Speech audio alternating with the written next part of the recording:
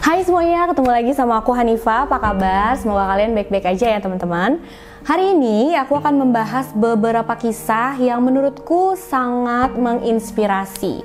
Ini kisah-kisah ini tuh memberitahu kita kalau hal sekecil apapun yang kita lakuin untuk orang lain bisa jadi bakalan berdampak positif yang sangat besar buat orang itu. Nah, ini dia beberapa kisah dari orang-orang yang menurutku bisa dibilang pahlawan super di kehidupan nyata. Langsung aja yuk kita bahas.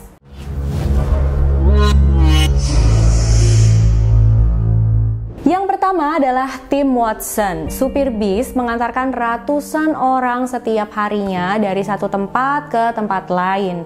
Beberapa penumpang adalah penumpang reguler yang memang naik bis itu di rute yang sama setiap harinya. Ada juga beberapa penumpang yang baru aja terlihat. Kira-kira kayak gitu ya hari-hari yang dilewatin sama supir bis satu ini, yaitu Tim Watson. Dia sudah menjadi supir bis untuk Santa Clara Valley selama 8 bulan. Dan hari itu dia menjalani hari seperti biasanya aja, dia bekerja seperti biasa. Tapi dia nggak tahu, dia nggak sadar ya kalau hari itu karena tindakan cepatnya dia, karena kepeduliannya dia dan keberaniannya dia akan menjadi penyelamat. 5 Juli 2015, Watson memulai rutenya seperti biasa. Dia mulai rutenya dari sebuah mall di area Milpitas, California.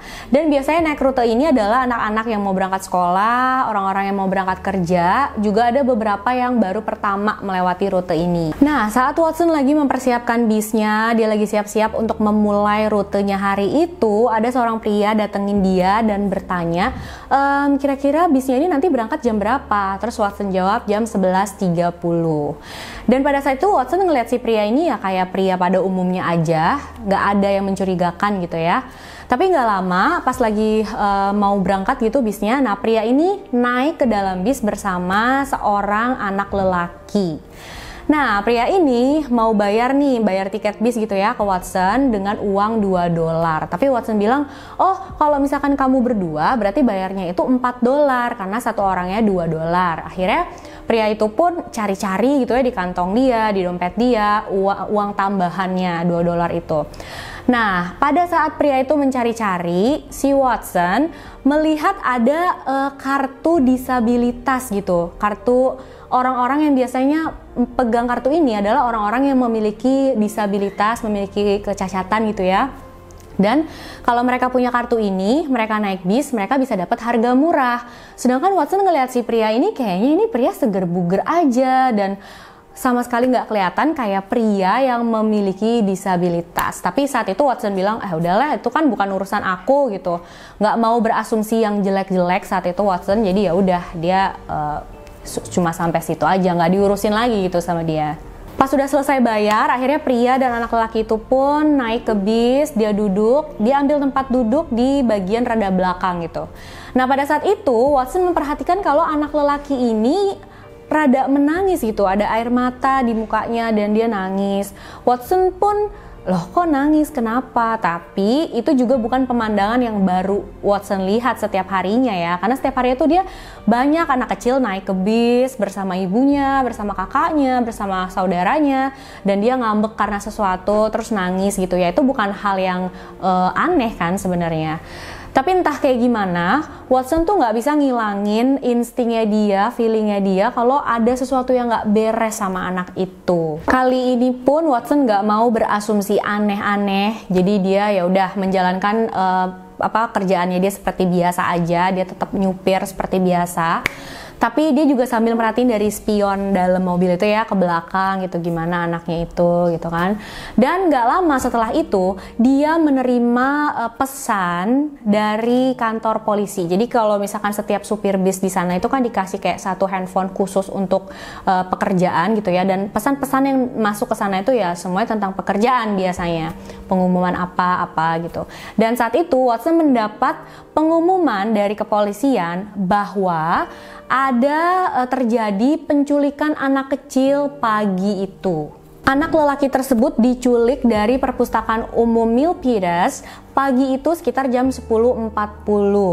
Dan pesan itu bilang katanya anak lelaki ini berumur sekitar 3 tahun, dia memakai baju biru berwarna gelap, celana pendek kotak-kotak, dan sendal Crocs berwarna merah. Mereka juga bilang kalau pelaku itu adalah pria Afrika Amerika atau berkulit hitam, umurnya sekitar 25 tahun, dia memakai sweater hoodie berwarna hitam, dan memakai celana jeans. Watson pun langsung inget ya sama pria dan anak lelaki yang dia tadi memang sudah curigain. Dan dia ingat kalau pria itu memang pria Afrika Amerika gitu. Dia berkulit hitam dan umurnya ya bisa jadi 20 tahunan. Nah, dia pun pengen lihat nih dengan jelas gitu ya dari kaca spionnya, itu anak bener gak sih pakai baju biru berwarna gelap, pakai celana pendek kotak-kotak gitu ya. Dia pengen mastiin gitu, apakah bener dua orang yang dia curigain itu adalah pelaku dan anak yang diculik pagi ini. Tapi dia nggak bisa lihat dengan jelas dari kaca spionnya dia. Dan saat itu Watson tahu dia harus cari cara supaya dia bisa melihat dengan jelas. Tapi dia juga nggak mau bikin pelakunya itu curiga gitu. Dia nggak mau memperkeruh suasana dengan bikin pelakunya curiga dan jadi keadaan malah makin rumit gitu kan. Akhirnya dia cari-cari akal gimana ya caranya sambil terus nyupir kayak biasa. Akhirnya Watson pun punya ide seperti ini. Jadi ini adalah detailnya aku dapat saat si Watson ini diinterview sama salah satu channel TV yaitu ABC7. Watson bilang dia punya ide untuk berhenti di McDonald terdekat, dia berhenti di sana. Terus dia bilang sama para penumpang kalau ada penumpang yang ketinggalan backpack berwarna hijau di dalam bis, dan dia minta seluruh penumpang untuk coba ya kalian cek gitu di bawah bangku kalian ada backpack berwarna hijau nggak gitu. Dan dia sambil pura-pura jalan di lorong bisnya gitu, terus ngelihat kanan kiri kayak lagi ngeliatin gitu, ada nggak backpack hijaunya. Jadi kan penumpang nggak pada curiga kan, dan memang untungnya penumpang tuh nggak curiga. Walaupun kalau menurutku itu bisa aja bikin kepanikan sih sebenarnya. Kalau misalkan penumpang ada yang berpikir, backpack berwarna hijau itu isinya apa gitu kan, bisa jadi bom atau apa. Misalkan ada yang berpikir kayak gitu bisa bikin kepanikan kan. Cuma untungnya nggak ada yang bertanya apa-apa sama Watson. Mereka semua percaya aja sama Watson dan mereka cari di bawah bangkunya, tapi mereka nggak nemuin ya, tentu aja nggak nemuin karena kan ini cuma idenya Watson aja. Sampai akhirnya Watson tuh sampai di bangku si pria dan anak lelaki tadi. Nah saat itu Watson tanya sama pria ini, Pak, ada nggak di bangku kamu backpack berwarna hijau? Coba dicek, dilihat gitu. Terus kata pria itu, nggak ada, kata dia gitu. Terus sambil Watson juga ngeliat gitu ke bawah bangkunya dia. Padahal Watson tuh cuma pengen ngeliat bener nggak anak lelaki itu pakai celana pendek kotak-kotak dan sendal merah Crocs gitu. Pas si Watson lihat, bener aja anak lelaki itu pakai warna bajunya tuh biru berwarna gelap, terus celana pendek kotak-kotak dan sendalnya itu Crocs berwarna merah. Jadi sesuai banget sama deskripsi yang diberikan oleh polisi.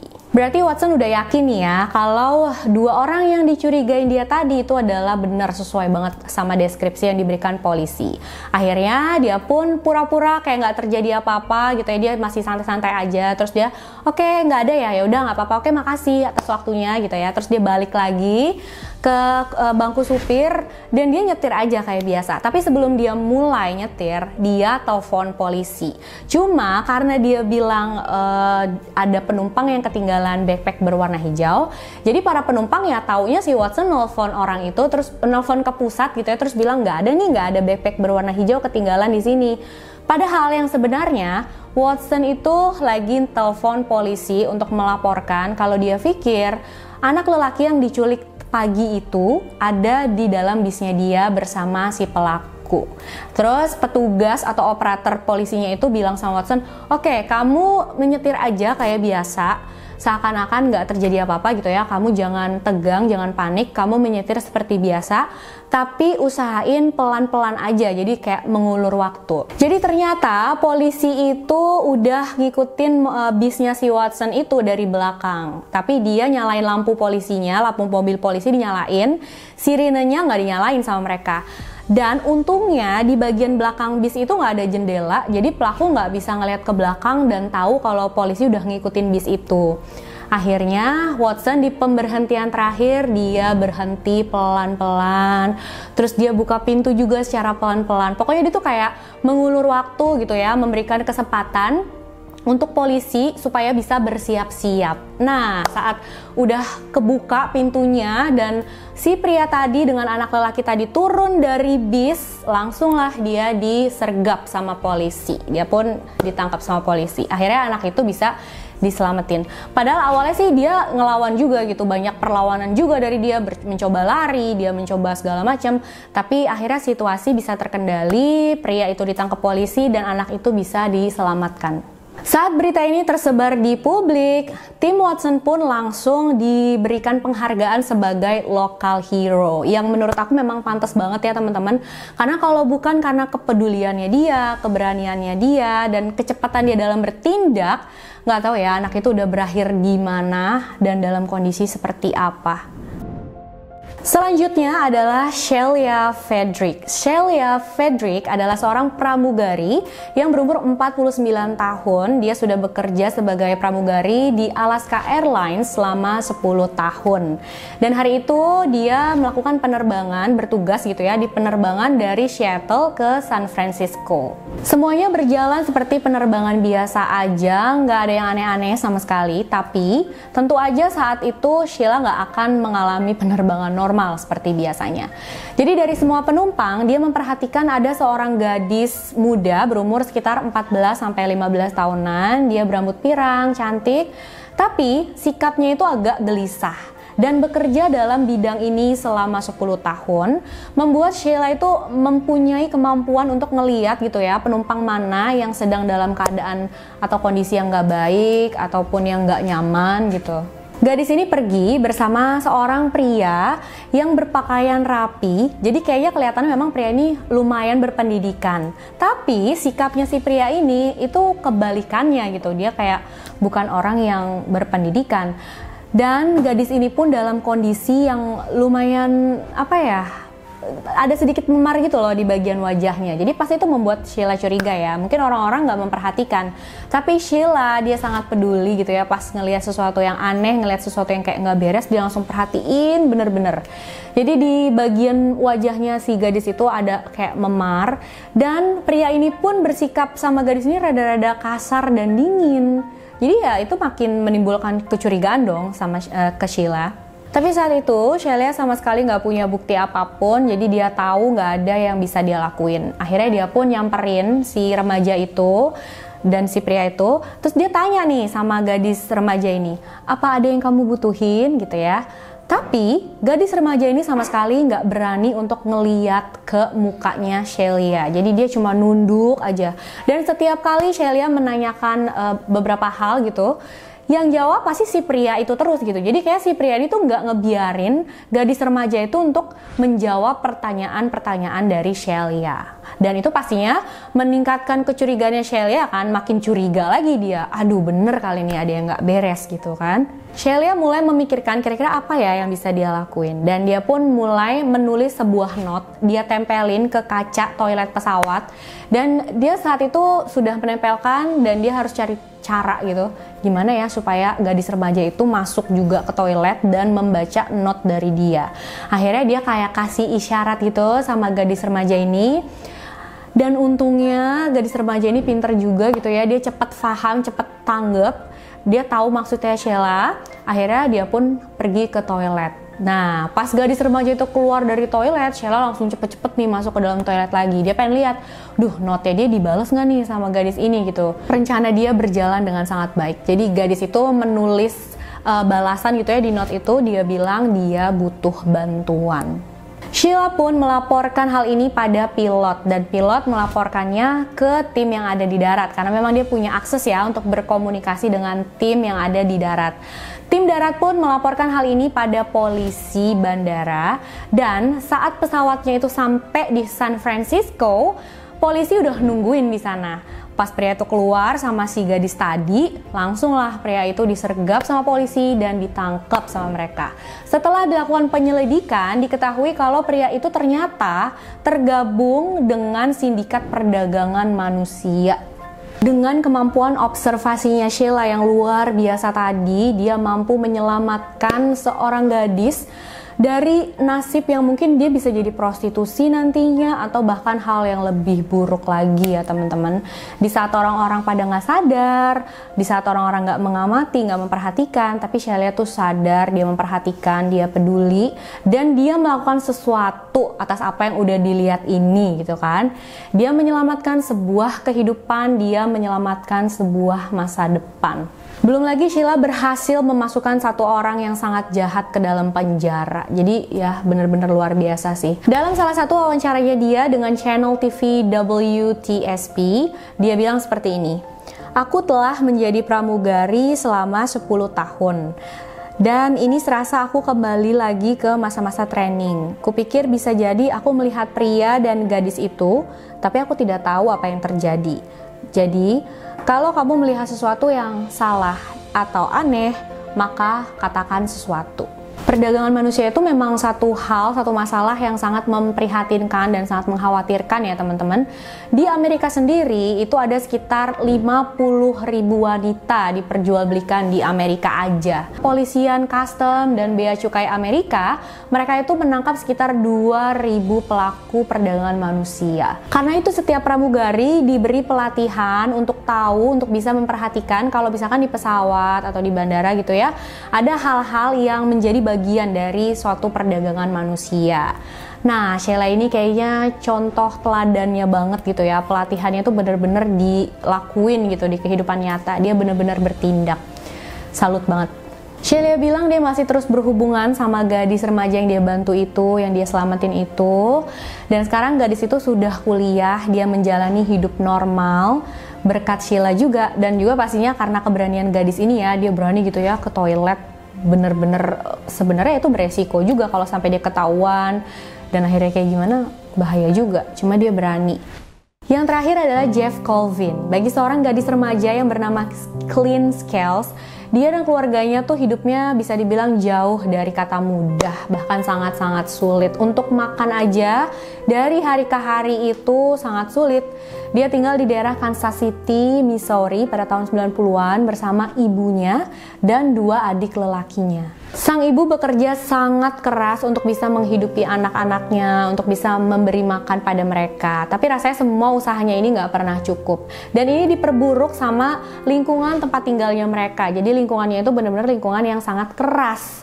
Kejahatan, kekerasan itu terjadi setiap harinya, itu hal biasa gitu. Dan penjualan obat-obatan terlarang itu terjadi di jalan-jalanan depan rumahnya mereka. Jadi benar-benar bukan lingkungan yang baik untuk hidup berkeluarga, bukan lingkungan yang baik juga untuk seorang gadis kecil tumbuh besar. Uang menjadi masalah utama bagi mereka. Tagihan mereka menumpuk dan kadang Clint dengan kedua adiknya itu tidur harus dalam keadaan lapar karena mereka nggak sanggup untuk membeli makan, mereka nggak punya uang gitu loh. Dan ini makin diperparah lagi sama ibunya yang akhirnya tuh karena terlalu capek mungkin ya, lelah banget berjuang sendirian kayak gini, akhirnya dia melampiaskan semuanya itu ke obat-obatan terlarang. Ibunya jadi nggak begitu mengurus anak-anaknya, termasuk Clint gitu. Jadi sekarang ini Clint lah yang harus jadi figur ibu di rumahnya. Dia yang harus mengurus kedua adiknya setiap hari.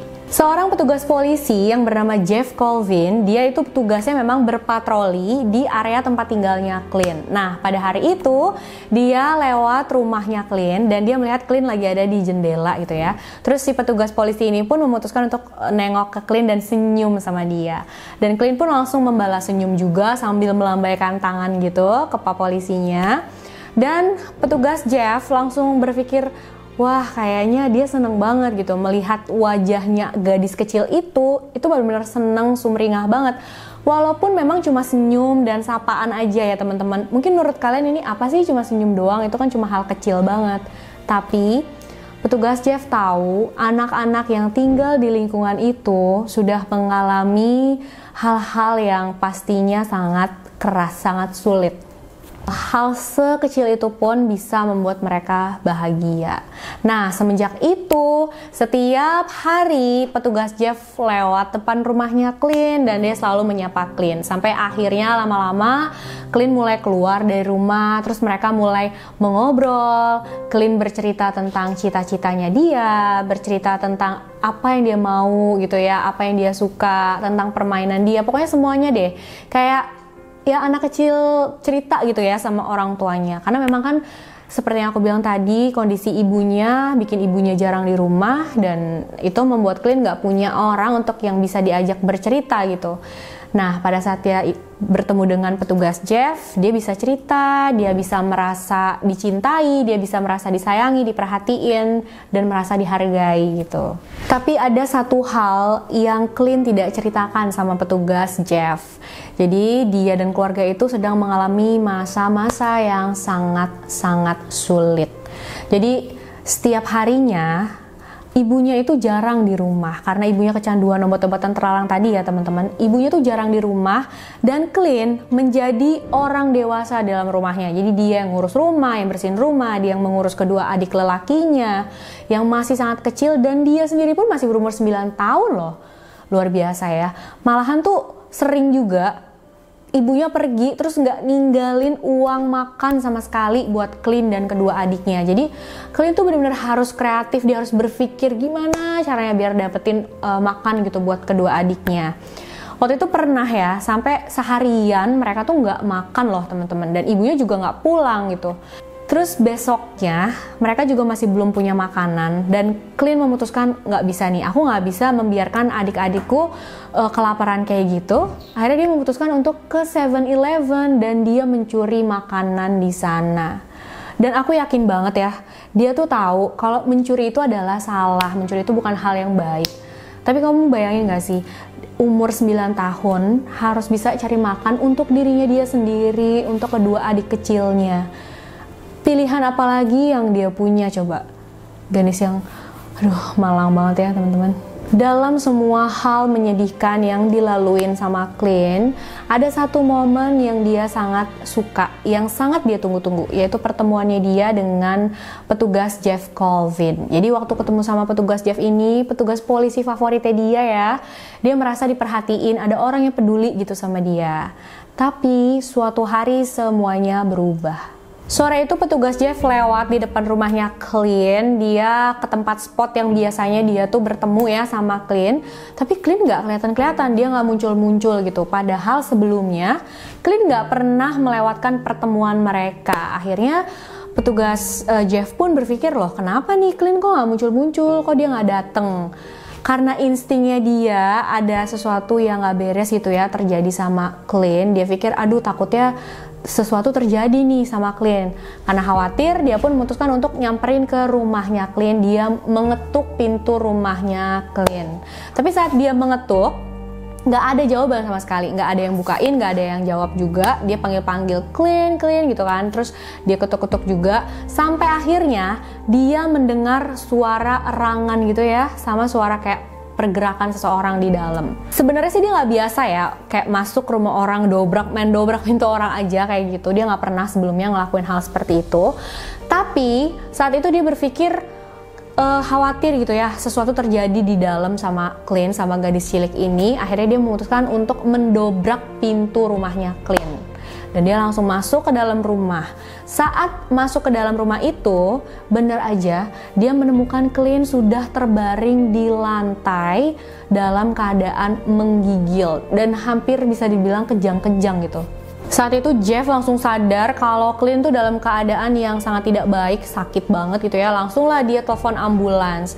Saat ambulans datang, Clint langsung dibawa ke rumah sakit. Dan saat di rumah sakit, dokter yang menangani dia bilang kalau petugas Jeff tuh sebenarnya sudah menyelamatkan nyawanya Clint. Karena Clint ini mengalami kekurangan nutrisi yang sangat parah. Jadi kekurangan makan ternyata dia teman-teman.